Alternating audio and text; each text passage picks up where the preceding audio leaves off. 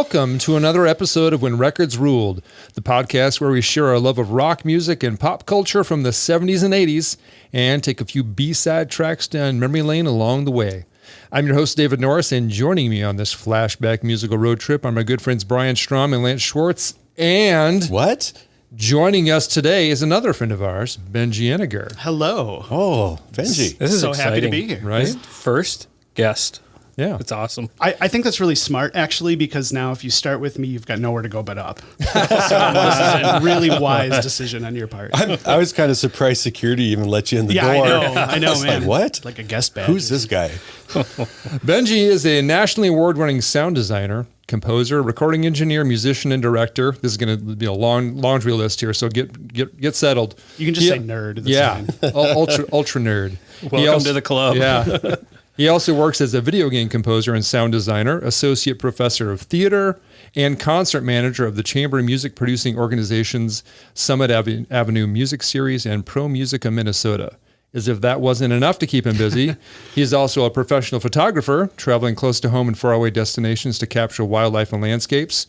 Most notably, though, for our listeners, he wrote and performed the music intro and outro for our humble little podcast, or the When Records Ruled theme song, as Brian likes to call it. Yes. You know, we were talking about peaks. Maybe that's my peak. Well, we like I it. could see that. So officially welcome, Benji. Thank you so much. Yeah. I am thrilled to be here. It's been...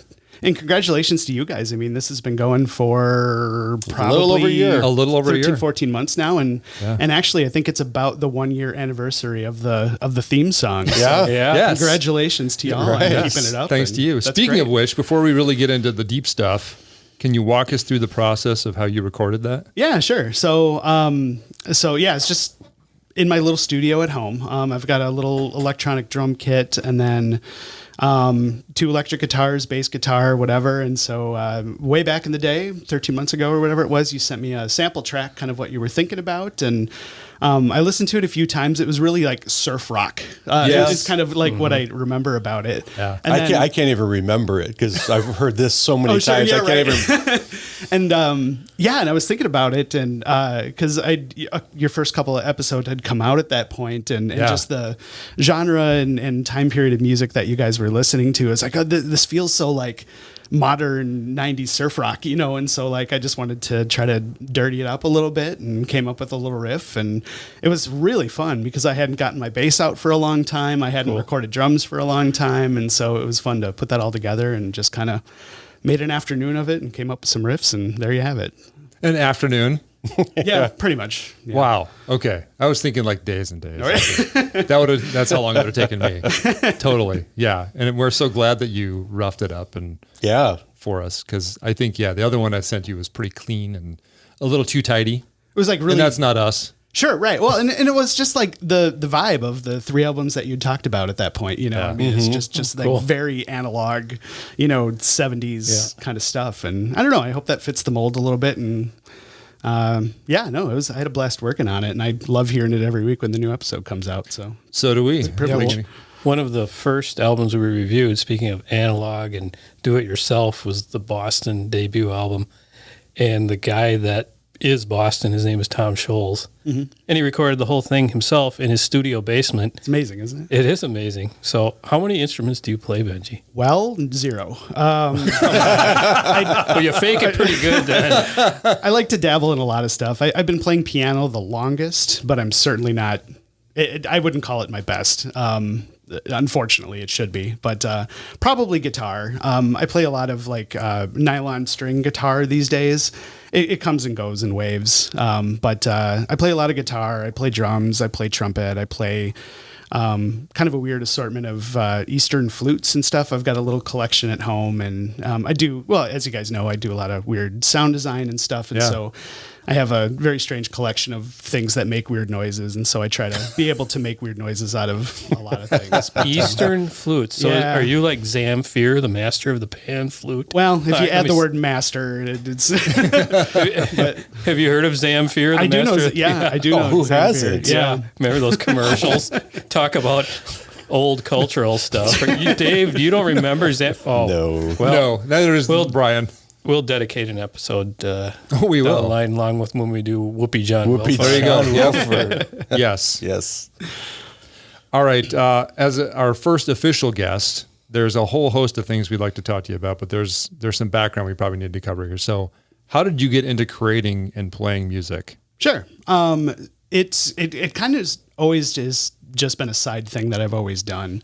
I think I started piano lessons when I was 4 or 5 years old. Oh, wow. Something like that. So which is actually an embarrassing thing to say because I should be way more competent than I am. So, but I mean, you probably didn't take lessons for 10, 12, 15, 20 years, did you? I did. He did. You did? Oh, okay. Yeah. But so on and off, of course. And so Oh, like okay. I took all through growing up. We had a piano at home, and took through high school and then college. Took it a little bit more seriously. But and then guitar kind of started when my mom unearthed I think it was her dad's old guitar. Or something like that. And I just started fiddling around with it.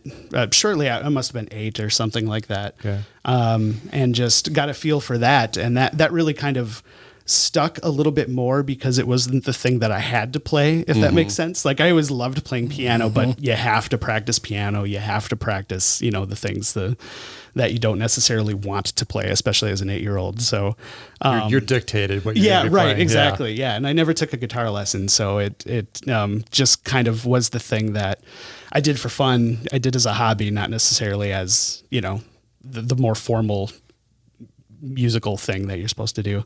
So what kind of things were you playing when you first picked it up? Well, I remember just starting with, my mom taught me the D chord. And so I rocked that D chord for a good long time. I could pick it or yeah, strum right. it. I think the first song I remember ever learning was Puff the Magic Dragon. Oh, wow. Back in the day. Wow. But the thing that, Speaking of highs, yeah, right. We were speaking about this that was, off air. very, very out of context as an 8-year-old. I don't think that really resonated, no. that aspect. Not for any of us till much, much later. Yeah, right. Like last week. Just kidding.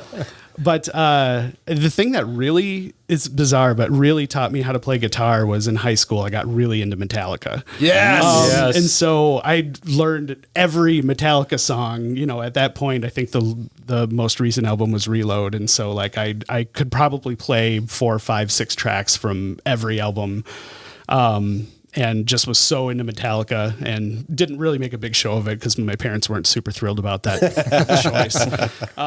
But yeah, I mean, that's really where, there comes a point where you just start to feel better, like you're actually getting somewhere with an instrument. Yeah. And that's when I was playing a whole lot of Metallica and it just went from there. And it like I said, it kind of goes in phases. I do a lot of nylon string classical guitar stuff these days. And, Just for fun or for recording things or writing? Both. Yeah. Yeah. And so if I have an actual project that I can bust out the guitars and, the weird stuff, I'm always thrilled about that. Yeah. But then, played trumpet through high school band and then just kind of pick things up here and there. With all this is kind of a sidebar to that. With all the stuff you have going on, you just find yourself like somewhat bored ever to just pick up a guitar and just like, I just feel like kind of plunking around. I try to make a point of it, actually. So you like schedule it in, right? Yeah, kind of. Yeah. Yeah. And I'm really bad at it too. So like I try to remember just to do it because it's fun sometimes, and that's why I don't have a lot of guitar projects here and there. And so that's why guitar is always a nice go-to to like, the music that are on a deadline or, something like that, as opposed to just picking something up and just noodling around. So try to make a point of it. We probably need a new theme song refresh or something, right? each new season, right? Oh, yeah, exactly. Do you have a favorite guitarist, or is that too broad of a statement to ask? No, not at all. So you don't have a favorite guitarist? Not an immediate one. I mean, I loved Michael Hedges. And he was, just such a genius what he could do with acoustically. Obviously, I brought up Metallica. We got to talk about Kirk Hammett. Not James Hetfield. No, as a guitarist. He's more of the rhythm guy. Yeah, right. But he was the melody guy. Yeah. He's right. the one writing that stuff. Right. Predominantly, anyway. And of course, Eddie. Like Yeah. 1984 was one of the first CDs that I ever bought myself. Oh, so cool. it's like that's always has to be way up high in the echelon. So Yes. yeah. I'll agree. Speaking of bands, though, what are some of the favorite bands you listened to growing up? You mentioned Van Halen. Yeah. And Metallica, obviously. Yeah, That was a big right. influence. It's kind of strange. And I don't know if this is indeed strange or just my experience or whatever, but I kind of feel like I didn't really figure out my musical tastes until college. And That's it's fair. kind of late. And so like I can pretty definitively say, like, growing up, my favorite band was the Beach Boys. And so my sister and I just had all of my parents' LPs. And I still have most of them actually, or at least the ones I wanted to keep. The ones that didn't say Amy Grant on them, I still have those. I think I've got a few in my collection. Yeah, too. right. I love my mom dearly, but yeah, that's one I didn't keep. Sorry, Mom. But yeah, we wore those Beach Boys records. We had the Endless Summer double album. I have that. Yeah, and That record, yeah. I think we had to buy 3 or 4 new to us copies along the way, just because my sister and I wore it down so much. So a lot of Beach Boys. Some of my dad's music. My dad really liked Chicago and ELO and awesome. Jethro Tull. He introduced me to later, and so some of that stuff. But then for me too, I was always into movie soundtracks. Always into movie soundtracks, and so that's certainly carried on today. But yeah, it really wasn't. It sounds so strange, but I really wasn't introduced to some of my favorite classic rock bands now, like The Who and Zeppelin and stuff like that, until college. It just never really came across my experience until then, and had a group of friends who was like very deep knowledge into classic rock and all that stuff, and I got a good education from them. So, But doesn't that make sense that when you get to college, you have this totally new group of friends who are introducing you to new things and new ideas, and music would probably be one of those, right? Yeah, for sure. And, a lot of colleges, including KMSU for a while, would play what they call college rock. The local radio station here. Yeah. And, College radio different station. campuses have different college radio stations, and some of them are still going. There's a good one in Northfield. Yeah. And you learn to discover stuff that you just never would have laid eyes on, before that, because everything was so mainstream. Yeah. And you start reaching out, and that's what's, I think, so cool about music these days, because it's so easy to find new music. Oh, yeah. Because it's all on the phone and you get suggestions, and it's a great time for music. I remember, it didn't even really occur to me to seek discovering new music until college, just as a concept of I should try new things. It's like at high school was very busy, and we were making a lot. I did a lot of band and theater and stuff like that. Shocking, but just as a concept, it's like, no, let's set aside time to discover new music. Just didn't even cross my mind until college, and so late bloomer, I guess. Well, it was harder too. Yeah, just yeah, the fact that you had to purchase music, unless you had friends and stuff, and you learned some of that. But Yeah. like Lance was saying, the way you can discover stuff now, it's just infinite. But back then, it's just like, I don't know. I mean, I got Well, it's a gamble sometimes. Yeah. Right? You got to go to the record store and you look at albums like in the drawers and whatnot, but Yeah. you're like, I have no idea what this band is and what they sound like. cool looking And- cover. Yeah, exactly. I mean, Do I want to spend $8 on it? yeah, I don't know. I've bought music based on the cover before, and And you got burned. it was like the BMG Music Service. Oh, yeah. back in the Yeah, day, yeah. you're like, oh, that Tad was the name of the band, and I'm like, yeah, I'll give them a shot. There were a couple songs that I think are okay, but for the most part, that's not my flavor. So, but you discover new stuff that way. Hey, but it was only a penny, right? That was probably the full price one. Growing up in small towns too, it's like we just didn't have access to radio, to college radio, like stuff like that too. There was like the country station, the pop, the top 40 station, which I never really remembered liking too much. And then whatever classic rock station or whatever. And so those were kind of your options. Yeah.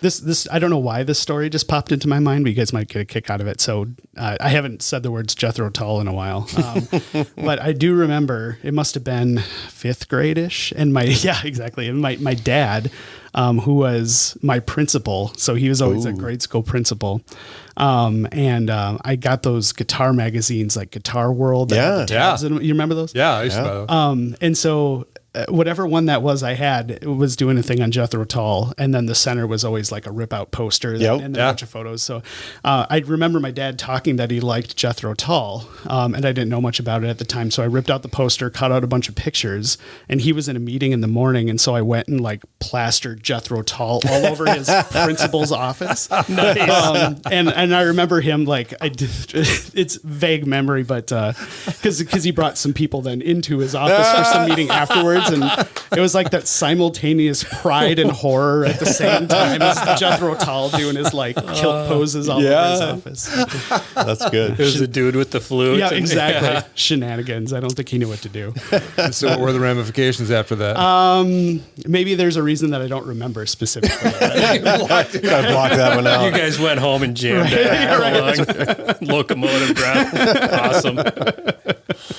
So I know you performed in at least one band in college. Were you performing in bands prior to that in high school and stuff too? Yes and no. I was for a while in the keyboard player in a Van Halen cover band. Oh, yes. Wow. And so do recordings exist? They do not. Oh. No, I looked for these myself. And so like pretty much we played Jumpin' Right Now over and over again. And some other stuff. And we wore these silver, like metallic silver 2-piece jumpsuit things. And I don't remember why.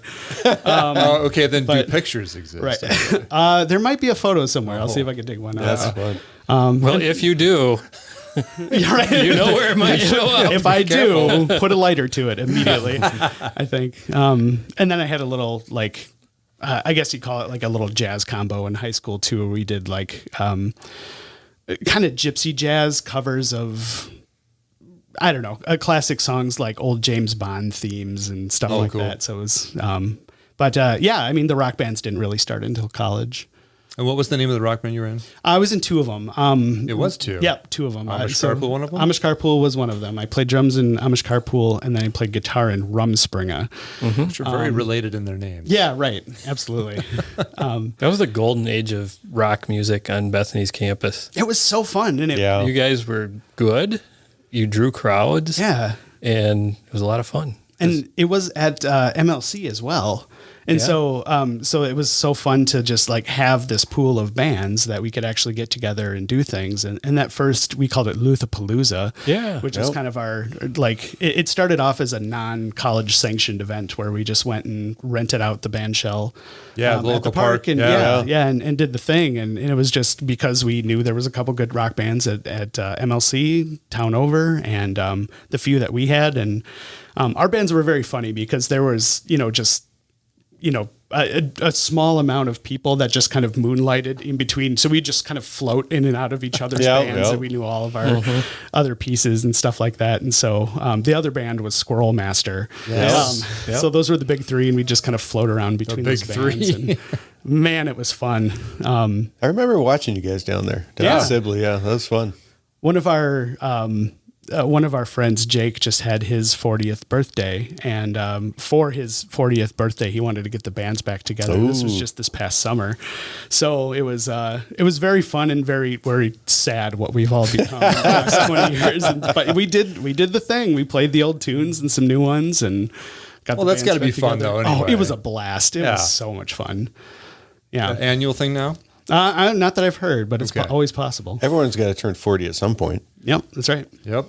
It's a long time find ago someone for me. We know that. A little older than you guys. Yeah, I was wondering, Lance, should I use this opportunity to seek revenge on these guys and be like, well, everybody else in the room. But you're not helping yourself by talking about the Beach Boys and Jethro Tull and the Who. So, well, you're an old soul musically, Benji. Yes, I'll take it. I'll take it for sure. But a few years younger. Just a few. Just a couple. few. It's just fine. a few. Moving along here, can you walk us through your creative process for writing and recording music? Sure. I know you talked a little bit about the theme song, but I mean, you create so many other types of music. Do they vary in their creation process, or is it kind of pretty much the same for each thing and then a different outcome for depending on the end user, I guess? It definitely varies. And sometimes it's just the nature of the project. And sometimes I try to force myself to vary it too. because sometimes you just no matter what you're doing creatively, sometimes you just get stuck in the thing that you do, Yeah. like, and in my case, like for piano, my fingers can only do so many things. And so you kind of get stuck in the things that you default to. And so sometimes if I'm kind of feeling that, I'll just force myself to start on an instrument I can barely play, or if I know that it's going to be played like on guitar, piano, where I'll force myself to start on computer, just clicking in notes or something to make the brain do something a little different. But mostly of what I do, well, it kind of ebbs and flows, but is a lot for theater and a lot for video games and stuff. And so you always have some sort of external stimuli to sort of get you started, whether that's for video games. A lot of times there's concept art or videos of gameplay or just whatever the creator can provide you just to kind of set your brain in the right direction. And then for theater, obviously, there's the script, there's the concept from the director, and then it always gives you that springboard to start with. And and I think that's always, I don't know, a little easier isn't quite the right word, but I think I connect more to that sort of medium of being able to try to musically support something that exists, trying to like enhance something that exists already, as opposed to just, letting music do all of everything, the intellectual side, the emotional side, all of that stuff. I like to have the opportunity to tie a bunch of elements together. So, it's sometimes it just starts with a melody, sometimes it starts with a groove, sometimes it starts with whatever. And it kind of depends on whoever your collaborators are looking for and how you can try to sell them on your idea the most efficiently, I think is a good way to start. Yeah. So the majority of music you've written is either theater or video games. Have you ever just said, I just want to write music to write music without that prompt? Yeah. Having a reason to do it. Not a lot, actually, because it's kind of hard to self-start. And of course there has been those moments, but I can't think of a time where it's really gone anywhere. Just because self-starting is so hard and it's so much more motivating when there is something else to feed off of. And it's not just totally coming out of a vacuum. So here and there, definitely, especially with guitar, just noodling around on guitar. That's where some ideas come from without some kind of external thing. Well, the When Records Ruled theme song, right? Yeah, right. Yeah. Oh, you guys gave me plenty to think about those.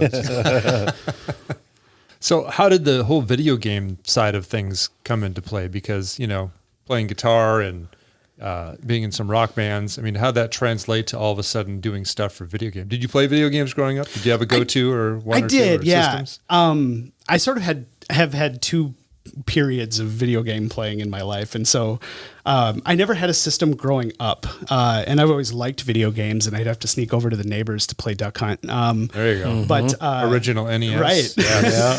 But I always had a paper route growing up too, and so if I wanted to have a video game, I would have to save up a little money, walk over to Blockbuster, and rent an NES for the weekend, and because I never had one. So those were great weekends. That was like a real treat to be able to do that, and I played a ton of Contra and. Teenage Mutant Ninja Turtles on the NES, but then I loved the NES, and then video games just kind of went away for a while in my life, and then I got back into it in late high school and beyond, starting at that point is when I kind of saw video games as something that was that could be a little beyond frivolous, or and I say frivolous, that sounds very negative, but something that just for fun, or video games as a medium that can actually be highly artistic and have really great storytelling and have just a lot of potential for really excellent thought put into it, like you think of like a great film or something like that. And I never really considered that with video games before, and that got me really excited. And so I could never focus that long. Sure, right. I don't know how you do that. What were some of the games that did that? Because I'm imagining it's probably like a quest game of some sort. Yeah, exactly. Yeah, there's two in particular that kind of really changed my mind about video games. Final Fantasy VII was one of them, and it's still talked about today in gamer circles as one of the best stories ever to be in video games. And then there's a series called Assassin's Creed, which is really fun. You kind of move through history as your genetic ancestors and like influence history all through these famous periods. And so the first one I ever played was Assassin's Creed 2, which is set in the Italian Renaissance. And it's so well researched, and it's so like, obviously there's, historical license, it's historical fiction, right? Yeah. But it's so well researched and so, just really brings to the table history in a new manner. And that's the whole jam about video games, right? Is that you can kind of put yourself into a different world as opposed to seeing it externally on a movie or something like that. Yeah. And so that one really made me think about games differently and the narrative potential of video games. And so, yeah, it really was those two periods of just like, heck yeah, video games are super fun. Let's, shoot some ducks and duck hunt. And then thinking about it, it's like kind of a serious, like huge potential medium to reach people. Yeah. And I suppose there was a pretty big jump in between those, hey, a short form, Metroid was the only Quest thing I knew probably, in the 80s, because you could stop it and then punch in a code to continue off where you left off. But most of them were like, oh, Pac-Man. Well, you can play for 3 lives and you're done. Yeah, exactly. You play for 5 minutes or maybe a half hour at the most, and then you're on to the next thing. Yeah. But, evolving into something that you could play for days or weeks. Yeah. And then the music and everything that accompanies that environment. So that must have been really intriguing to get into that, like environmental, hearing maybe some of the music in the background and effects and things like that. So that must have been really inspiring. Yeah, absolutely. And it also gives you a way deeper appreciation for the mastery of those old video games. Like even, the Mario theme is like the most recognized piece of music in the world of all time, And so, and it's just the Koji Kondo is the name of the composer of that one. And just like he had 3 voices, you couldn't do chords, and a noise channel, and just like the amount of space, like that's just for data that's just available on those things, like the efficiency of the programming and everything. Like these guys were masters. And now, like it's almost infinite. There's no limit. Yeah, exactly. And so it really gives you an appreciation for the precision that those guys had to make those like lasting old videos. We only have this much room. Yeah. Make it work somehow. It's unbelievable how small they were. It's simple, but 16K. That's pretty much it. Yeah. Wow. It's insane. So then that's what gets you into all these weird sounds and different instruments that you want to play to fit into these stories, right? Yeah. And it's when you have a project that lets you experiment and lets you just make something that nobody can recognize, or something that you want to be recognized, but in a kind of different way. That's just really fun. That's exciting, and kind of can bring a different emotional aspect to what it is that you're working on. So, yeah. Speaking along the lines of like creating like kind of soundtracky stuff, have you ever seen The Mandalorian? Yes. Have you seen the background on how he created the theme for that? It's super fascinating. So this composer, I don't remember his name. Ludwig Göransson. Yes. He just ordered this giant set of recorders, like small to large or small to bass or whatever it was. And he just started Did they all like fit inside each other? No. And then they take... They're like the Russian dolls. Yeah, I don't think so. But he started noodling around with them and then came up with this ultra cool theme for The Mandalorian. It was totally fascinating. If you haven't seen it, go check that out because it's awesome. And this is the kind of nerd I am too, is that it was a total coincidence that little background thing about Ludwig Göransson came out. And then I saw a bass recorder in Facebook Marketplace. So of course I had to go buy it and try to learn how to play it and stuff like that. And it's this weird old Renaissance instrument that he made into a space Western. It's just, that's fascinating stuff. And he didn't know how to play it either. Right, at all. He just kind of messing around on it and came up with a few notes and just the way he was playing it. And you're like, oh, wow. Yeah, that's and it just fits dramatic. So perfectly. Yeah. It's so cool. It's so cool. Fascinating. Have you guys seen Beep at all? No. It was on Netflix a while ago. It might still be there, but it's It's basically a documentary on the making of old video games and old video game sound. Oh, and cool. That would one be thing, cool. and one thing fascinating that they did was they wanted it to release on DVD because, like on a DVD, there's multiple channels of audio that you can bury in, like the different language dubs and stuff like that. So what they did instead of that is they used those audio layers to basically create a generative soundtrack. And so it's like every time you play the DVD, it'll grab little different regions of those audio layers, so you kind of get a different video game soundtrack to score this documentary every time. It's such a cool idea. Wow. Yeah. Okay. My mind's a little blown on that one. Beep. Beep. Watch Yes. It's called Beep. I have to go check that out. Speaking of technology, what do you think has been the biggest change in technology for recording from kind of when you started doing this Right. until now? I mean, has it been just a chasm, or has it just been slight updates in software, hardware type of thing? There can be a chasm. And there's also a lot of pitfalls within that chasm. And so I think most of the technology is pretty much doing or trying to do exactly what hardware did in the 1960s and 70s, just, inside the box. So of course, just like any software, any technology, what the whole thing is turned into right now is bloat. And, whether you're, working in like Adobe image things or whatever, it's just like software bloat is such a thing right now. Yes. And there's tons of people making software. And so you can just drown in options. And I think that's kind of a big pitfall in the industry right now is just kind of wanting more and more the next latest greatest plugin as opposed to mastering the ones that you actually do have. And there's just so much out there that you can easily fall into that trap. But there are advantages too. And I think one thing that has gotten worlds better is audio samples, like where you can actually create virtual instruments, virtual orchestras, and manipulate them to sound like real ones. And that stuff is getting better and better.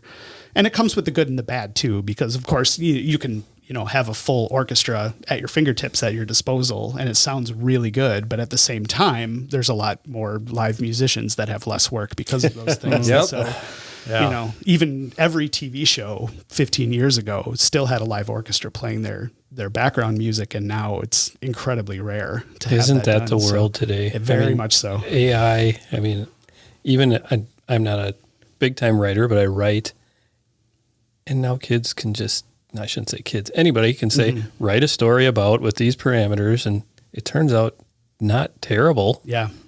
A few edits and it's Yeah. probably undetectable, right? It's a fascinating time. Yeah. I just saw a clip. Speaking of that, there was a guy who was playing a little piano, and then he has a guitar, and then somehow he was playing the piano through the guitar. Yeah. So he's playing guitar, and it's like the piano virtually. And I was like, what? I know you can play it so it sounds like it. He's playing the piano through the guitar, Through some software on his I computer. guess. Yeah. Yeah. Wow. Just crazy stuff. And, Yeah. one of my other favorites that I've never played with myself, but it's like a computer controlled breath controller or something. And so that's one thing in virtual instruments that they've had a tough time doing is things that you put air through, like a flute or a saxophone or something. Yeah. But now, there's a thing that you put into your mouth and you can actually breathe and do the vibrato and stuff. And that translates your physical breath into MIDI and computer language and stuff that the software can read. And so there's just... So it's more human. Yeah, exactly. Yeah. It humanizes everything. Wow. It's insane how that works. And there's a few more people out of work. Yeah, right. The robots are coming to get us. All those breathers. Yeah. I've always been curious about the roles of, say, a producer and an engineer and a mixer and how those all work together, or your experiences with that. Sure. 'Cause I know you've produced some stuff. Yeah. I've produced a few albums, and it's a very loosey-goosey term. Oh, is it really? But yeah, it really can be. Has it always been loosey-goosey? I kind of think so. Is, one definition that I've heard before is that to be a producer is to say yes to whatever is asked of you. And I think there's a lot of truth Probably to that. from the people above you more so than the right. people below you. I think so. Just some sort of affirmation process, right? Right.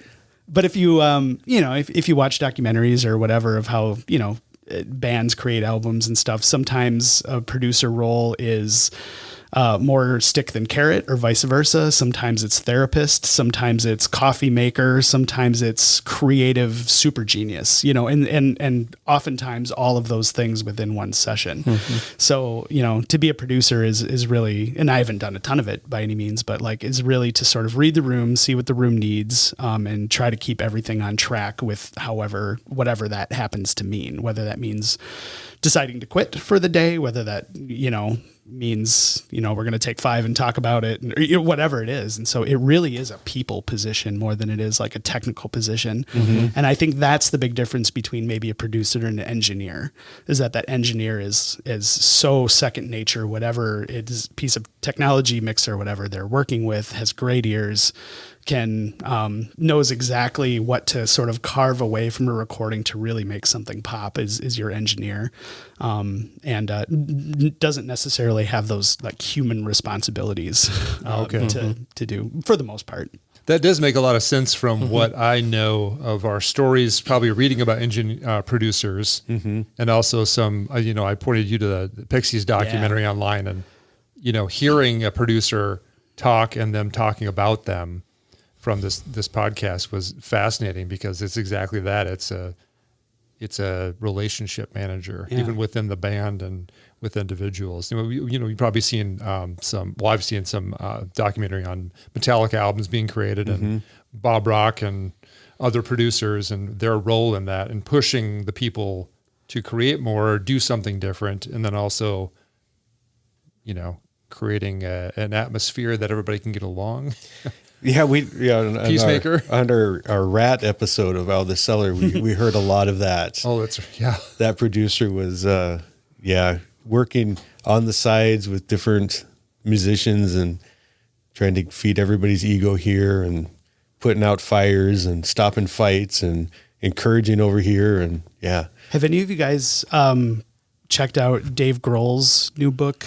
Newish book. It's a couple of years now. It's called Storyteller. Have you heard of it? Haven't. No. So it's his autobiography. And so and I learned a lot about that from that book, just because, especially in the Nirvana days, like how Butch Vig would handle Kurt Cobain, in the Nevermind sessions, and he was such a mess. And just in the Foo Fighters throughout the years, and Scream, and all the bands that he did, and just the role of the producer and keeping everything on the rails was a big takeaway that I had from that book. Just with Dave Grohl has probably made 80 albums in his life, all with different producers and stuff. And so he's got such a great perspective on that and how he describes it. And I think it's going to be similar. I'm just starting to get into the Geddy Lee book right now. Oh, awesome. And so, and it sounds like it's going to be a lot of the same kind of thing, where you really learn how the sausage gets made with these bands that you love. And man, those opportunities just to learn about that stuff is so fascinating. So it seems these bands that self-produce their albums, where they don't have all that, that's got to be interesting. You better get along. I was going to say that relationship between the band members better be good, because wow. Yeah. And even just, little college bands, when you're making your first album or whatever. I mean, that's the way you have to do it. Right, exactly. And it's so much fun, and the stakes are so low comparatively, but even then it's like barely anybody's agreeing on anything, and everyone thinks everybody else can do their thing a little better or prepare a little bit more. And so it's tough without that kind of mediator role. Yep. It's got to be a tough role to be in, because you're kind of just you're riding the fence, but you're also like the bad guy a lot of the times, saying this is the decision. You guys have to listen to this, even though maybe the majority of the band doesn't agree with that. Right. Just to keep going. And so many artists too are such perfectionists as well. And so a lot of times, an album is never done. The only way that it's done is you hit the deadline. And so that's another thing that a producer needs to sort of control, is the level of doneness that you can cope with and making that okay. And that's good and bad. Yes. Because you hear stuff where it's like, okay, we spent way too long on this, and we the first take would have been great. And then you could have the opposite, where man, we should have spent some more time on this because this really sounds like garbage. There just has to be a chef in the kitchen to say, nope, you can actually, I believe you can do better, or nope, I think we got, truly have it. Yep. So, yeah. Can I go back to Grohl for a minute? Yeah. I've thought Grohl is just overexposed, and he's this ubiquitous guy. You're right, everywhere. But hearing what you're saying, he may be in that musical genius realm, or at least a really, what's the right word? Influential, or? You're the wordsmith here. Yeah, no, that's why I have a thesaurus. Bust out your phone. But in reading that book, do you have a different appreciation for Grohl? Because I wouldn't mind learning a little more about him, but like Brian said, he's seems to be everywhere. Every time you turn around, there's Grohl doing something. It was like Jack White for a while. Right. Yeah, exactly. Yeah. And I think my impression of him, and I do love Dave Grohl, but my impression of him is he's everywhere, I agree, but not because he wants to be. It's because he's just that darn likable. He's in demand. Yeah, and he's so good. And he's very, in his book at least, he's very self-deprecating. He's very humble about everything. And now that on the Foo Fighters' newest album, his daughter sings on a few tracks. And just the process of, and he thinks his daughter's a way better singer than he is. And like he tries to prove it, and so I think it's those things that just make him so likable. And he's, he just truly is like a guy who just wants to make rad stuff, and that's it, and so like I think that's kind of why he's so ubiquitous, is just because everybody wants to work with him, not that he's seeking that necessarily. And we're all Foo Fighters fans here. Dave and I, have you gone with us to see Foo I have Fighters? not. Yeah, Dave and I have seen them a couple times, and they're always good shows. So I just heard a funny story that he was telling that when his mom retired, he said, I don't want you going on like cruises or anything. Why don't you come on tour with us? Come with us. Rad. And so she did.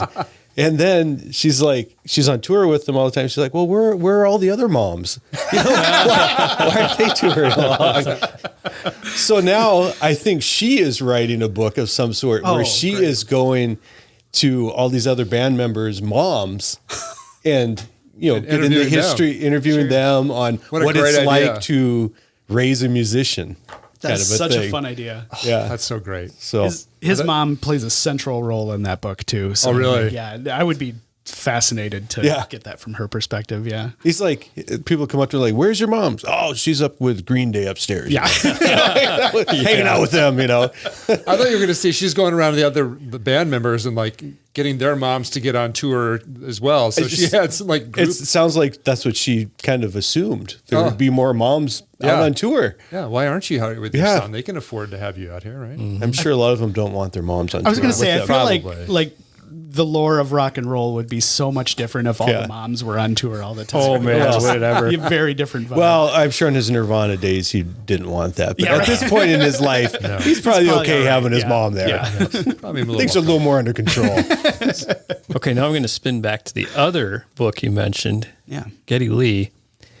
And we've reviewed Moving Pictures, and I wouldn't mind reviewing more Rush albums, but would you mind going back to your Neil Peart story? Oh, I would love to. I think our listeners would like to hear that. It's pretty cool. Sure, yeah. And this was so unexpected. I was working in Connecticut, and a very good friend of mine who was very good friends with their lighting director on that particular tour. It was the Snakes and Arrows tour. Must have been 2018, something like that. And so they were playing at the Mystic Casino, which was not far from where I was working. And so she called up this guy and just be like, hey, can we just come and see your rig, hang out? And that's what I thought we were going to do, is come early and look at the, cool lighting rig that he gets to program. And he designed that whole show. It was really cool. And so we went and met him. And it was 2 hours before the show time. And he's like, yeah, why don't you just come and hang out in the, in the tech cage for the concert? I was like, yeah, okay. Yes, please. You're right. And so I thought that was going to be the pinnacle of everything. But then before the concert, he's like, oh, come on up on stage. And I'm just about like messing myself at that point.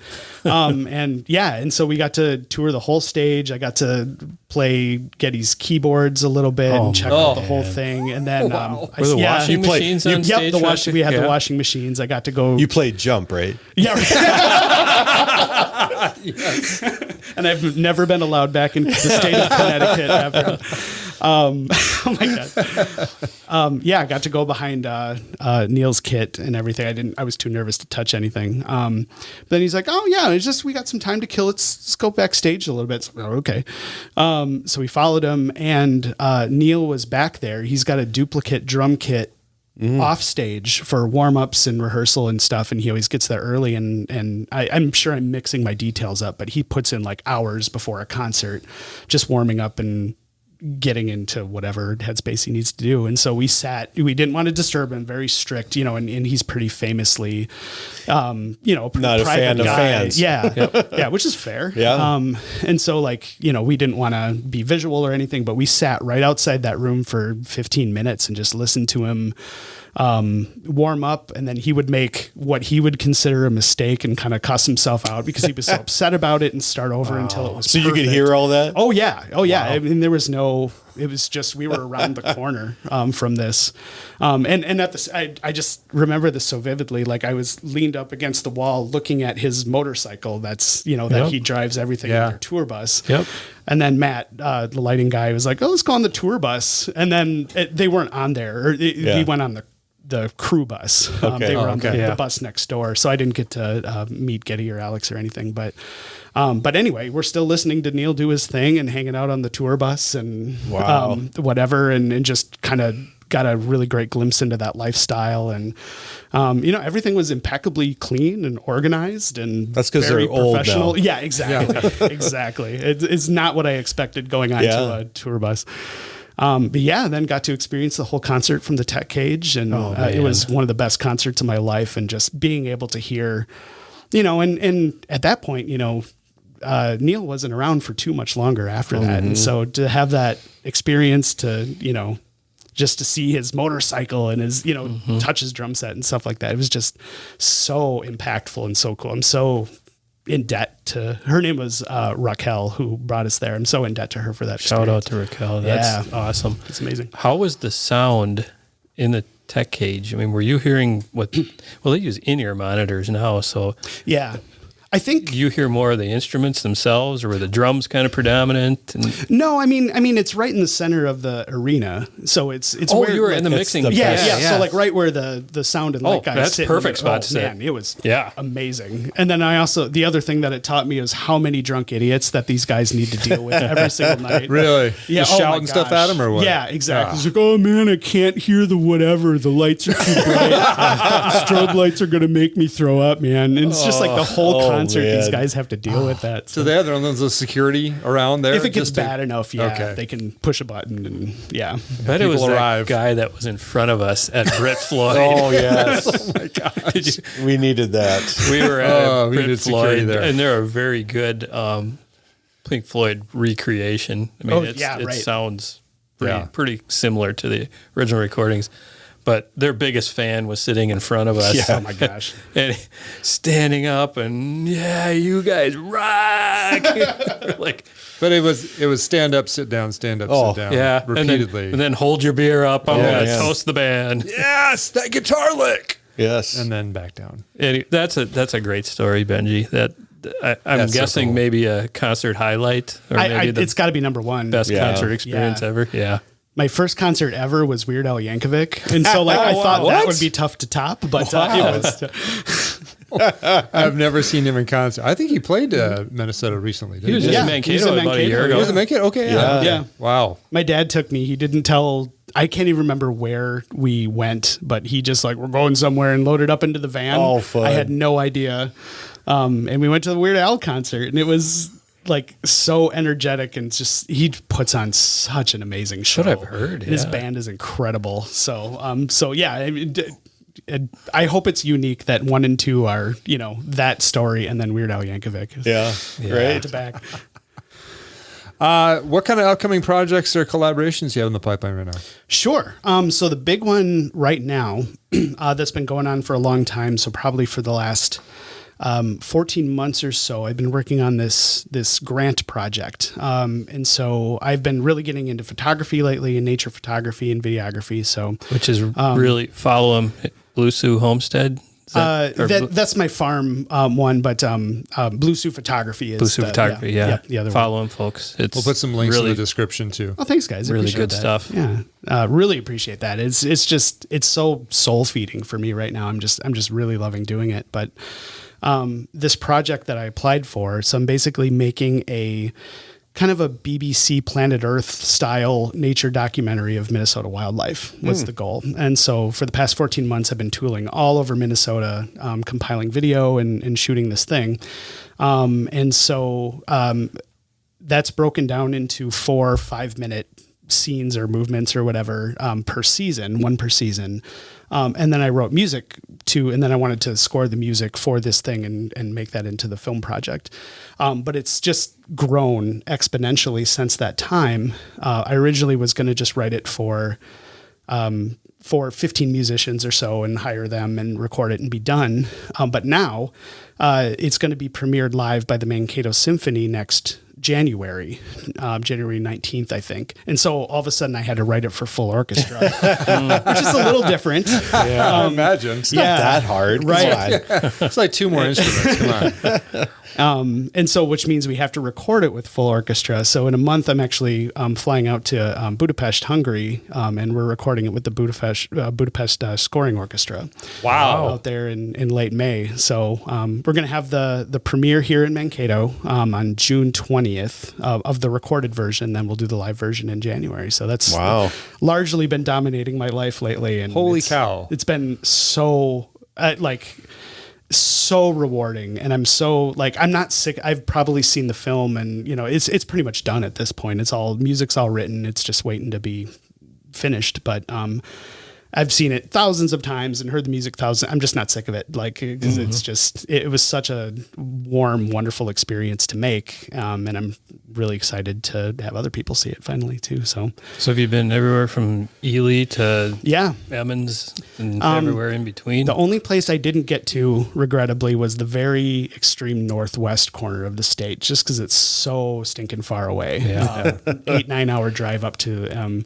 I've been to Voyageurs National Park a couple times, way up on the tip, and the Gunflint Trail, and just about every corner of the state we got represented in there. So, any special memorable spot where maybe you saw something you didn't expect to see? I've got a few moose in there, wild moose, and Sweet. Both times surprised me greatly. And so those were just incredible moments, and some really remarkable owls hunting and flying shots way up in northern Minnesota. And I mean, this is a beautiful state, man. They're just some of the landscapes and some of the, I think I got to 25 state parks or something like that. And just the terrain diversity that is here. I mean, there's just so much. And I saw just such a small portion of it in this project. So it was really eye-opening just to see how much there is to do here and how much there is to see here. Awesome. Yeah. Looking forward to it. Thank you. Yeah. I'm Awesome. Really excited. A couple other roundtable questions here before we wrap things up. What bands or songs are you guys listening to? What's in your current playlist rotation? I've been listening to ZZ Top. Old or new? Old. Good choice. Tres Hombres. Yep. Yeah. Yep. And then I was listening to Phil Collins. Just some of his, he has kind of a collection he put out of a bunch of his demos and some other more obscure B-side songs and ones that he's drumming on. Yeah. And then I listened to, we were talking about those K-Tel collections. Yeah. Masters of Metal. Oh, You have that? You have that vinyl, huh? I have it on vinyl, but I put together a playlist on Spotify. hey, so share I that just with me, because listened to you that. talked about that a number of times. I don't think I've ever listened to that. Yeah. Yeah. I had that album back in the day. Kind of an introduction to metal, probably. Yeah. It was about 1984, 3, something 83, like that. 84, yeah. Yeah. The definition of metal in 84 versus now is just so different. Oh, for sure. They should have different names for these things. Oh, I know. Yeah. It's tough. And we go back and forth, and we every once in a while make fun of, there's a German music magazine called Kerrang, and then they'll talk about their top 100 metal albums, and they'll have like Bryan Adams in there. Like, what? And Jethro Tull. Yeah. Well, he won Best Metal know at he the did. Still. Still. Wild. He isn't. Yeah. What do you got going on, Lance? You know, lately I've been into these, Whoopi John. Whoopi John. Outside of Whoopi John, That's always in the rotation. yeah. Always. We've got a long-standing joke about Whoopi John Wilfart, who was from New Ulm, and he was the polka king in the 1950s, 60s. He's probably in the music He Hall is of in the Fame. Music Hall of Fame. Yeah. Yeah. Right next to Prince. Probably, yeah. I'm listening to 80s King Crimson. It's really interesting, proggy, but kind of trying to think of the other genre that it might be blended with. It sounds like Talking Heads with a prog influence. It's really cool. So listen to that if you get a chance. I like the new Vampire Weekend album. I'd love to go see them. Never seen them. I had tickets to go see them, and I think it was September of 20, and everybody knows what happened in September of 20. Everything was canceled. So the new Mark Knopfler album is kind of cool. Oh. And then probably the most interesting band I've discovered lately is something called Crunch Bin. You ever heard of them? Crunch Bin? Yeah. No. They're a trio from Houston, Texas, and they blend calypso, Caribbean, prog. It's just really interesting music. And no vocals, just all instrumental. They may hum a little bit. Check them out. How about you, Benji? Let's see. I've got a couple weird ones and one old standby. There's a band that I loved 20 years ago that I kind of rediscovered right now is it's called Pretty Girls Make Graves, which is just a fantastic. Do you know them, Lance? No, but I want It's like, to. oh my gosh. Like, it's a 90s alt thing, but like very, a lot more creative than your typical top 40 90s alt stuff. Their best album is called New Romance, and I've been listening to that a lot lately. It's so good. Songwriting's just really great. And then I had kind of a weird moment a couple weeks ago where I really like the band Muse, that's been around for a long time. Yeah. And then it just happenstancefully, I listened to Black Holes and Revelations by Muse, and then I started listening to Queen, and I was like, I think Muse is the second coming of Queen. And I can see that. I've got this weird theory that they have so much shared DNA. And so I'm listening to a lot of Queen and Muse back to back just to test that theory, I guess. Muse is recorded impeccably. It's so Yeah. good. If you put that on a good system, guys, holy cow, man. it is fun to listen to. And Black Holes and Revelations is probably their best album. It's really great. And they're just so virtuosic as musicians. Yes. Too. Yeah. I got into them maybe 7-8 years ago and saw some live performances too, and their live stuff. Wow. Yeah. It sounds, just the virtuosity of the playing and singing, and they're so cool. They put on a great show too. Yeah. What was the name of the first band you mentioned? Pretty Girls Make Graves. That weird band name reminded me of a opening band we saw when we saw Your Formidable, Lance. Oh, yeah. Yeah. A Place to Bury Strangers. It's like, that's I like a weird that too. band name. They're kind of a cool psychedelic kind of thing. Yeah. I mean, they came out, well, actually they were the second band. I don't remember the name of the band of the first one, but the second band, they had just projectors all over the place. So it's just like this cacophony of imagery and lights while they're playing this just like full fusion type music. And it was just, it was cool. It was cool. Do you guys know Sigur Rós at all? Lance, I think we've talked about Sigur Rós before. Yeah. Icelandic band. Yeah, They're really good. They're coming out with a new album soon too, so I'm going through the catalog to prep for that too. I think they're my favorite band of all time. Really? Yeah. Have you seen them? Yes. Yeah, Yeah. I good think for they're my you. most seen band live now. It's just so beautiful. It's very much art rock. Like, is it? yeah, but it is just so gorgeous. The way that they produce music, and they don't know anything about music technically. Properly, like, yeah. Yeah. And so like, I think that really kind of opens them up to really creative stuff. And so, I'm just full of Sigur Rós right now too. They're just so beautiful. Yeah. Being a musician, being a creator, how do you listen to music? Do you listen on headphones? Do you have a stereo system? What's your go-to for? Usually headphones. But I do have my like nice studio monitors at home for work. And so for really special, like new albums and stuff that I know I'm going to love, I'll try to just, open a beer and sit in the easy chair and just take it in. So, yeah. Sit in your big monitors and just Oh man. Yeah. It's absorb. Do you find yourself critiquing music all the time? not at all. Okay. Not at all. it's hard to see, anything that you do, once you do it, you kind of see it from a technical standpoint, but I think that's different than critiquing necessarily. So I don't think I'm critical at all. I just like to see what people are doing and making and think about, like, if I were to replicate it, how could that be? But, so yeah, I'm always thinking about that kind of stuff, but never really critical. I love listening to music that is impeccably recorded. I may not even like the genre, but if it sounds good, like, you can put all the instruments in their place in the studio if you got it imaging just right. Mm-hmm. Can I ask you guys a question?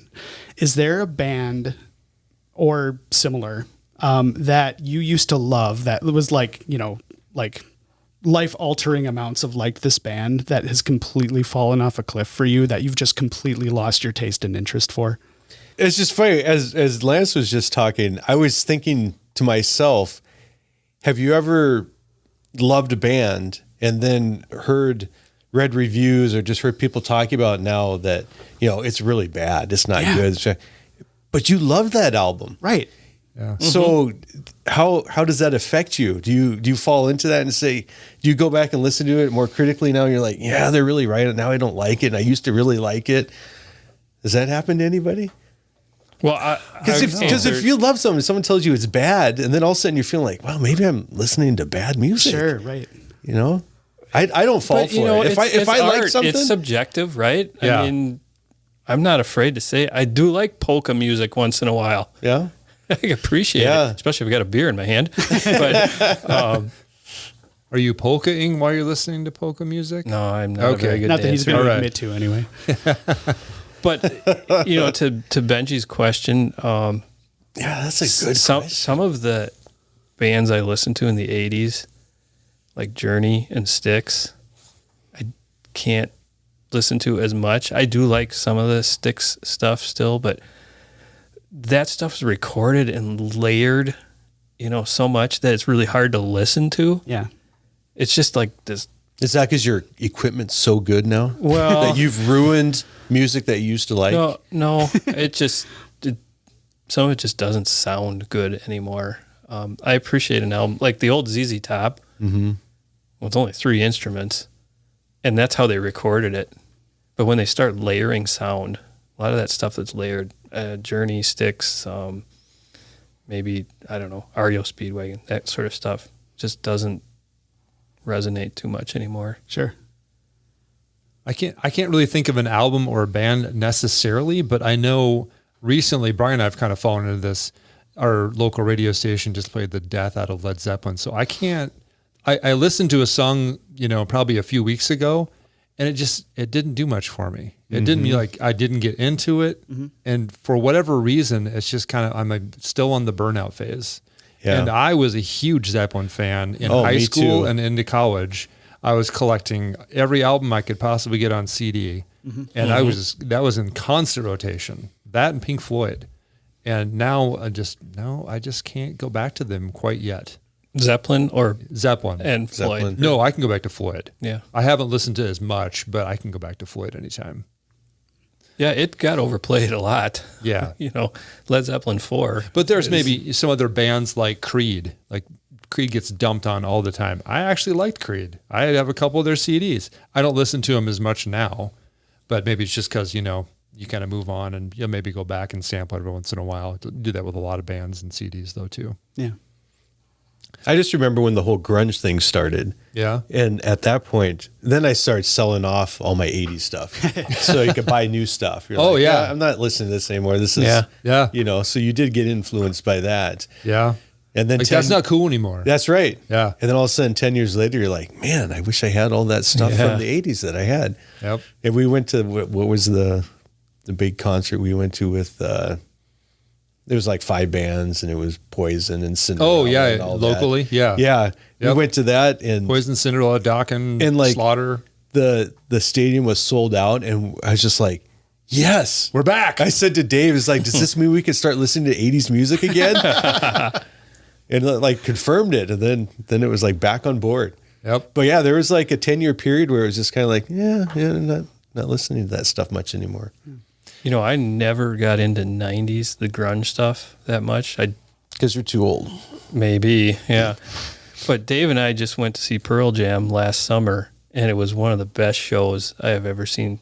Great musicians. They still sound really good. And then I went back and started listening to Pearl Jam again. It's pretty good music. I did just listen to Versus last week. Oh, really? And I haven't listened to that in a long time. That was pretty fun. Yeah. Is that the one with Go? And yeah, that's a good album. Yep. And Daughter and yeah. I've had almost the exact opposite experience with Pearl Jam, that for whatever reason, I've never been a Pearl Jam fan. Never. But now, I think it's actually on the heels of this Dave Grohl book, actually, to bring that back there. But, really? So I was like, okay, I should give him another chance. And I was like, Pearl Jam's amazing. And so Yeah, I'm it's glad just to hear that. Yeah. interesting and on the heels of that question too, is just like what changes something that is so meaningful to you one way or the other. Like, I really didn't like Pearl Jam. And Is that because your friends didn't like Pearl Jam, or was it just I like, just you know what? objectively did not Really? like Pearl Jam. And just to, like, what has changed to completely alter that, something Yeah. that I felt so passionately about. And the other way too, you know, like bands that you just absolutely love that you can barely even, like, you just have no desire to listen to anymore. It's just interesting how that changes. and Yeah. works. Well, how about for you? Is there some bands that you just don't like anymore? The one that brought it to my mind a while ago was there's this band called the Decemberists. Yeah. And it was a really important band to me in college.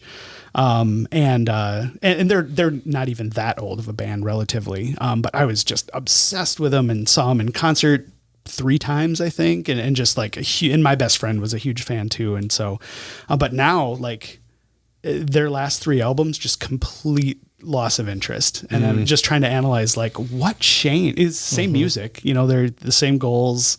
I don't feel like they sold out, you know, or anything like that. It's just complete off a cliff. So their newer stuff was not too dissimilar from No, stuff- I don't think yeah. so. Yeah. I just, I was the one that changed and not them, and just trying to figure out what that You is. grow in It your is you, Yes. not me. No, it's me, not you. Wait, what? I think Weezer is another one too. Like, I loved Weezer growing up, man. and part of what changed I remember seeing, like, through the first 3 albums of Weezer, and then I saw they were selling, like, Weezer brand clothes at Ragstock or something. It's like, I was like, okay, Weezer, we're breaking up now. They gone commercial. They got really weird. Yeah. Yeah. But yeah, the Blue album, My Name is Jonas, gosh, I listened to that to death. Yeah. It was good stuff. Yeah. But What do you think about the Africa cover? I don't know. I like Toto. So yeah, I guess. Yeah. I like it's it. fun. Well, weren't they prompted to do that by some fan? Yeah. Yeah.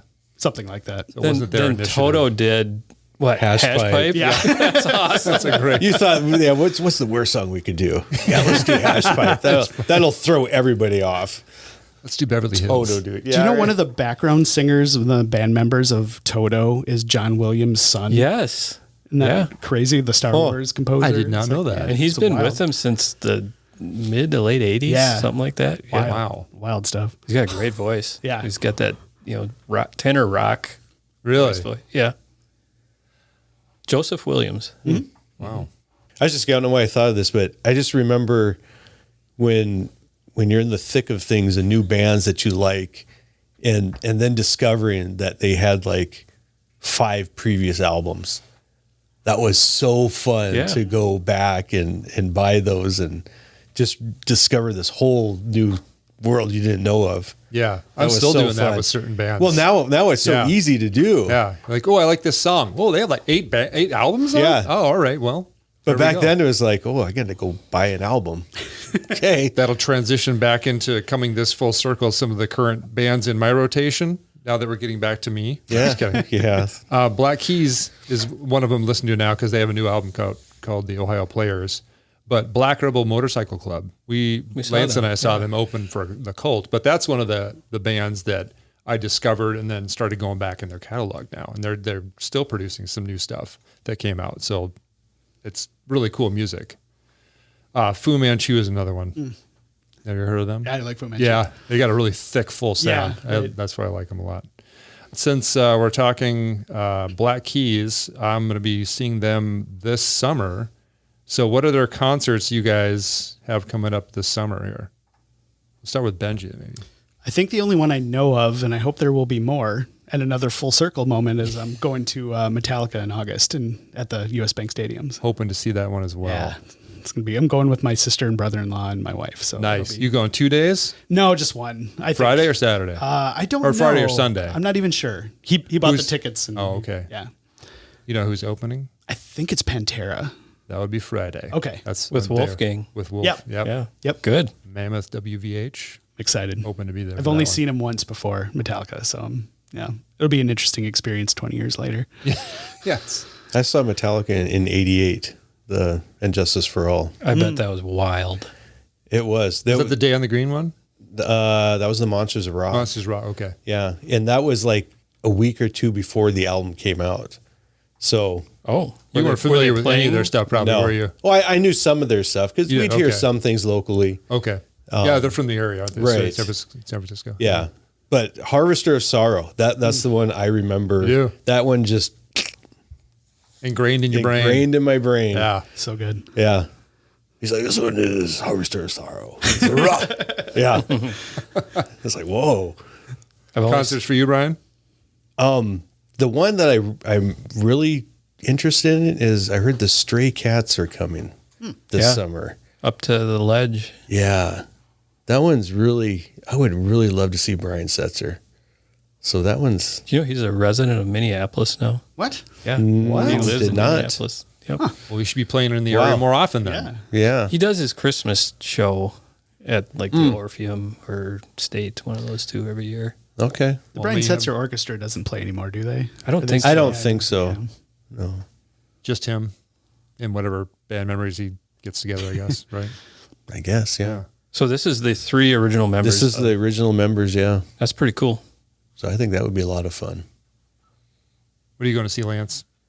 Well, I don't have tickets for anything, but I tell you what I want to get tickets for. I want to get over to Milwaukee and see Vampire Weekend at Summerfest. I've never been to Summerfest. Have you been to Summerfest? Yeah, it's fun. Yeah, I bet it is. That was probably my biggest high school shenanigan. Like the thing that my greatest wrongdoing was I asked to go to Summerfest and my parents said no, but they had a thing that night and I stole their car and went anyway. So And how, have they heard the how much story? later did yes, they find out? we have reconciled. Okay. It's all good. But that was definitely my biggest shenanigan. It was totally worth it. Totally worth it. Wow. Who did you see? Do you remember? I saw Brandy Carlisle Yeah. and Nickel Creek and Rush Wow. and Guster. I love Guster. Yeah, good band. Yep. Yep. Are they back together? They are. Yeah, And they that's got a what I new thought. album coming out this summer too. That's what I thought. Yeah. Wow. The other one that I would like to, it's sold out, so I'm going to have to wait for the secondary market, is I mentioned King Crimson earlier. Steve Vai is going to play with King Crimson. He's going to do the really intricate Robert Fripp guitar parts from King Crimson. And they're up at, I think it's, again, the State or Orpheum in next November. But tickets are like sky high right now, so I've just got to wait and see if I can get my hands on one. That'd be interesting. Yeah. Do you remember when you And could I- go to a concert for $10? Yeah. Remember those Yeah, days? I do. Totally. I miss those days.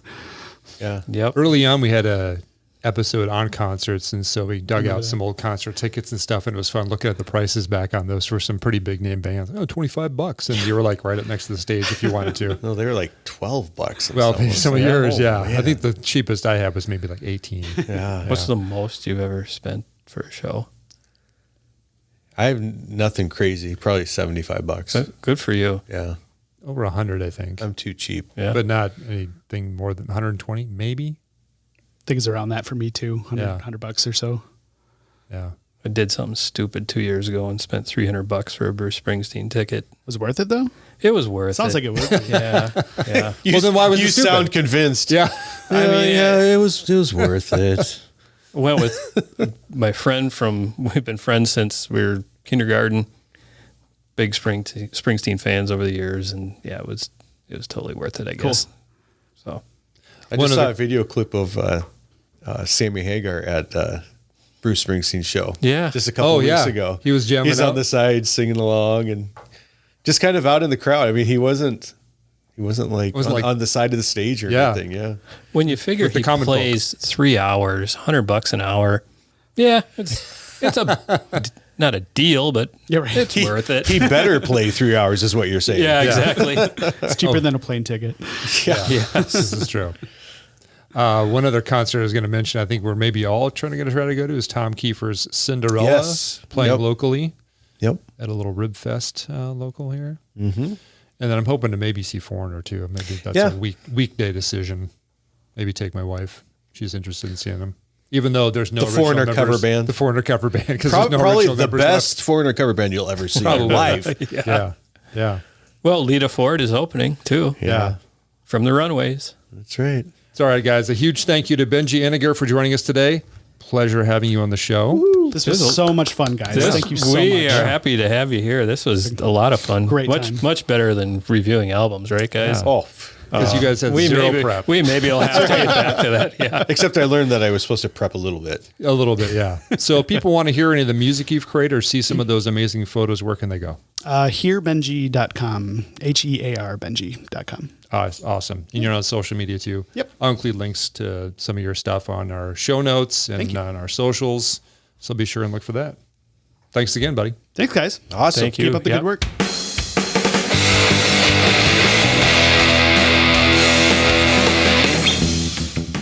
All right, guys, that will do it for today. In our next episode, we're heading back to 1986 and getting a grip on the Bon Jovi album Slippery When Wet. Whoa. You like that, right? Wow. If you missed our previous episode, we covered the self-titled debut album by Bad Company and had a Remember When segment on lunchboxes. So if you haven't listened to that one yet, be sure to go back and check it out. If you've enjoyed this episode, and I know you did because we all enjoyed having Benji yeah. here, Yeah. please do us a favor and share an episode link with a friend and help spread the word about When Records Ruled. And as always, let us know what album or topic you'd like us to maybe consider. Not guaranteeing we're going to do it, but we'll consider it. It's under for consideration. It's very convincing there, Lance. Yes. Yeah. I try. Maybe, maybe not. I don't mean to get your hopes up and dash them, but yeah, I guess I do. You're just a big old dasher. That's what my kids always told me. That was the maybe answer, right? Yeah. Dad, can we? We'll see. Ask your mom. Yes, and if you could go ahead and rate our show here with stars of numerous numbers, like what number? Five. Five? Five. Always Yeah, five. Five. There is no other number that exists beyond five. Yeah, that'd be great. So yeah, if you could rate us, that would be a lot of fun. You can also check us out on Spotify with the playlist that Dave's going to put together, except there's not really going to be a playlist from this one. Are you going Check to out put preview. together Yeah. a greatest hits of every song that we talked about in this episode? No. Oh, that would have been fun. Every band. Yeah, I'll have you do that. Okay. But you can also follow us on Instagram at When Records Ruled and on Facebook Yep. and all that. And I think that's about it. And remember that we are not professional music critics. No, we're Far just from it. 3 guys, tonight 4 guys Yes. who like talking music. That's right, everyone. Thanks for listening. We'll see you next time. See ya. Later.